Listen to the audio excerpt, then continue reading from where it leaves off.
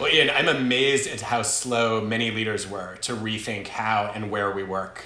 In the winter of 2018, I went to a bunch of CEOs and startup founders, and I told them we already have extensive evidence that as long as people are in the office half the week, if you let them work from anywhere the other half, they're more productive, more satisfied, and less likely to quit, and there's no discernible cost to relationships or collaboration. So why don't we do a remote Friday experiment? And they all balked. We can't open Pandora's box. Everyone's gonna procrastinate, our culture's gonna fall apart, that's not the way we've always done things. And fast forward 2 years, there's a global pandemic. Some of those leaders have now decided to be remote first companies indefinitely, and most of the others have gone to hybrid. And one of the things that drives me crazy looking back is they were stuck thinking like preachers, basically defending their existing views.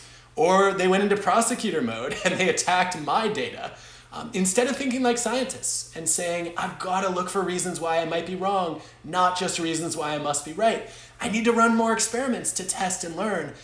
I don't know that now is the time that we ought to be making a permanent commitment when it comes to how and where we work, but it is the ideal moment to think more like a scientist, run more experiments, and test and learn to figure out what might work for your organization, your people, or your culture.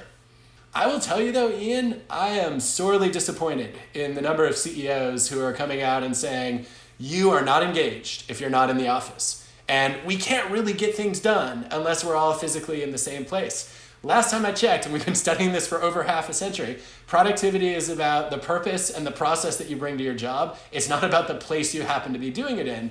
And of course, if you're in a manufacturing job, it's not that easy to work from home. I don't think you want your ER physicians and nurses trying to work from home 24/7. But most Americans work in service jobs and knowledge jobs, and so many of those jobs can be done effectively, efficiently, even creatively from home. And I think that leaders who are insisting that everybody has to be in the office all the time are probably in danger of becoming obsolete. Where do you think you're going to see, as a consequence, business being the most disrupted as a result of that kind of thinking, if companies were willing to move on it? I think we'd see the most disruption to jobs where there are real multiplier effects from collaboration. So look at creative industries. How much of Hollywood freaked out when they realized we're not going to have a bunch of writers in a writer's room, or we're not going to have a bunch of designers, if you're in the tech world, who are all sitting together. And I think that there's a huge opportunity to reimagine that and say, maybe your people don't even all have to live in the same place. Maybe you let them work from anywhere, and then once a month you have a retreat where people come together and they blitz for 2 or 3 days, and then they divide and conquer again. And I think that one of the things we're going to see happen pretty quickly is, as the world reopens or does whatever version of that we're now expecting to happen, we're going to see that power shifts much more toward talented people. Temporarily, a lot of people were hanging on to their jobs for dear life, just trying to get to the end of the pandemic.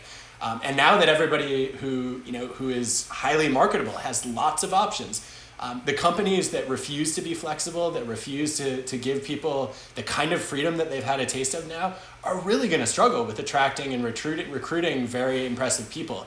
And over time, I think that might precipitate a shift where more and more organizations say, you know what, we weren't that excited about remote, but we at least need some kind of hybrid system. Otherwise, a lot of people in the creative economy are just going to become entrepreneurs or freelancers.